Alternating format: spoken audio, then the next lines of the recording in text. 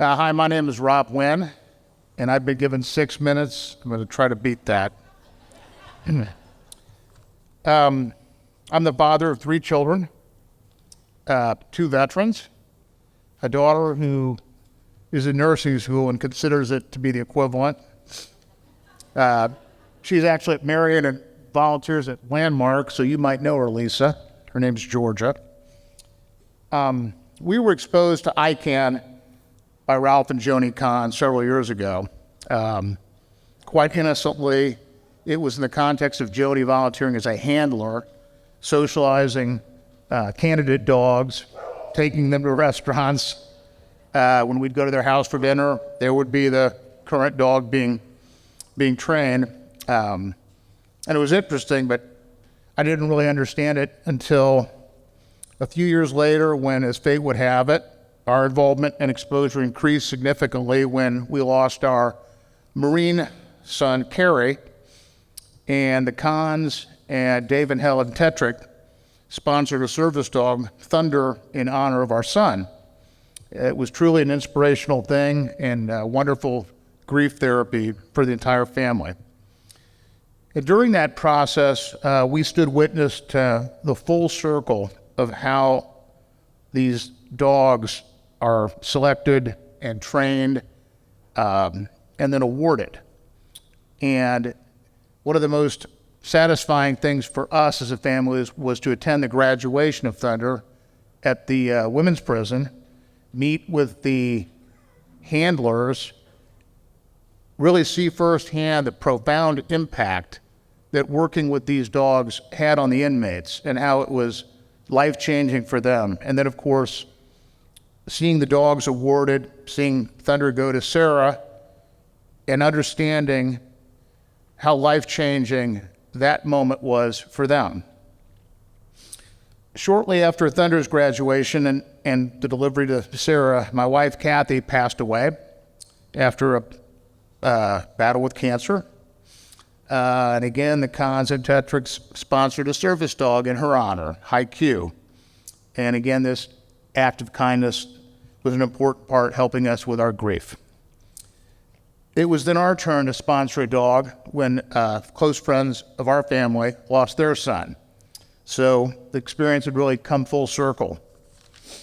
When I heard that ICAN had merged with Our Turn to Serve, I started to think a lot about the veteran community and the unique challenges that veteran experiences present, particularly PTSD. Both my sons came into my office when they were young and told me that they were going to serve because of 9/11. And I said, okay, I want to be a fireman, the whole thing. But they both did.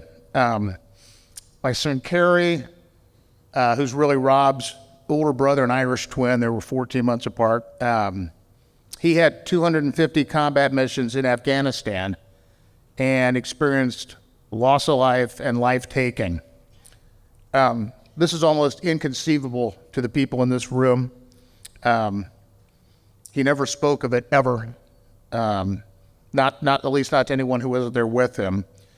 And when they came back from their deployment, the Marine Corps was basing them strictly for 6 weeks to study for signs of PTSD, and the severe cases went to the Naval Hospital Balboa. My wife and I went there to visit our son, and we spoke with the doctors and tried to understand what was involved with PTSD, and it struck us how poorly understood it was, what the causes were, what the long-term effects were, and most importantly, what the therapies might be that would be beneficial.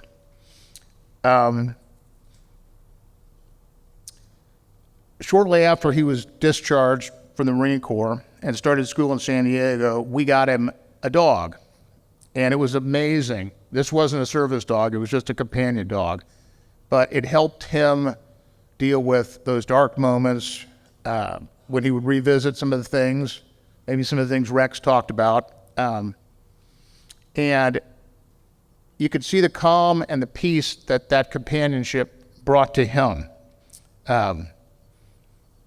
After he died, the first thing I did for his brother who had just mustered out of the Navy, who was living alone in Chicago going to graduate school, was get him a dog to help him deal with grief that he still hasn't really completely resolved.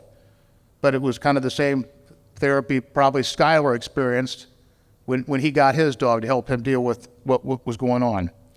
I spent a lot of time with him and with my other son's Marine Corps buddies in group texts and chats, talking about things of interest to them in the veteran community and things that they see as important for, did I lose a page? No.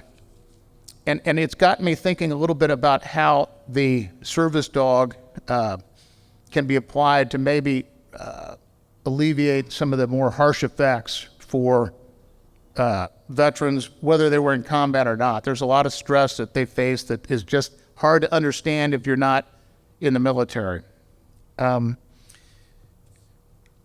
closing, I want to mention that, well, I've been involved in most of the ICAN process and witnessed the incredible work that this organization does. I want to emphasize the role of the donor.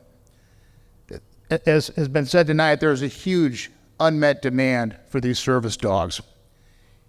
And this mission can succeed long-term only if people like you continue to support that mission financially and spread the word to others, because this really is the gift that keeps on giving. To those sponsoring, to those who've been honored, to those who've been providing the training, and those who've received the dogs, I urge you to stay committed and to spread the word. Good night. God bless. Go Colts.